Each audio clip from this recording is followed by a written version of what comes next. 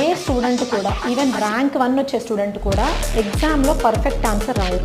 నేర్చుకున్న దాన్ని ధైర్యంగా, మైండ్లో ఏదైతే ఉంటుందో దాన్ని ధైర్యంగా భయం లేకుండా పేపర్ మీద పెట్టగలిగితేనే అది పర్ఫెక్ట్ కాకపోయినా నియర్ టు పర్ఫెక్ట్ ఆన్సర్ అవుతుంది. కాబట్టి మీరు ఫస్ట్ ఏం గ్రహించాలంటే, నేను పర్ఫెక్ట్గా చదువుతున్నానా, నేను పర్ఫెక్ట్గా రాస్తానా అనే పర్ఫెక్ట్ మాటని మర్చిపోండి. మీరు ఎంతవరకు చేయగలుగుతారో అంతవరకు చేయండి. నేను ఎగ్జామ్ రాస్తాను అనే కాన్ఫిడెన్స్ మీలో పెట్టుకోండి. అండ్ ఇంకోటి ఏంటంటే, ఎగ్జామ్కి ప్రిపేర్ అయ్యేటప్పుడు కానీ, ఎగ్జామ్ రాసేటప్పుడు కానీ రిజల్ట్ గురించి ఆలోచించవద్దు. రిజల్ట్ మన చేతిలో లేదు. మన చేతిలో ఉన్నది ప్రిపరేషన్ మాత్రమే, ఎగ్జామ్ రైటింగ్ స్ట్రాటజీ మాత్రమే, ఎగ్జామ్ హాల్లో మనల్ని మనం ఎలా హ్యాండిల్ చేసుకుంటామో ఇవి మాత్రమే మన మైండ్లో ఉండాలి.